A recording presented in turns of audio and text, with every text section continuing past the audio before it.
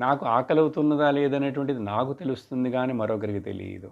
నాకు ఆకలి తీరిందనేది నాకు తెలుస్తుంది కానీ మరొకరికి తెలియదు. అదేవిధంగా నేను జ్ఞానమును పొందానా లేదా, నేను జీవన్ముక్తుడినైనానా లేదా, నా మనస్సు యందు మంచి గుణాలు నిండి ఉన్నాయా లేదా, ఇవన్నీ కూడా నాకు తెలుస్తాయి, వేరే ఎవరికి తెలియదు.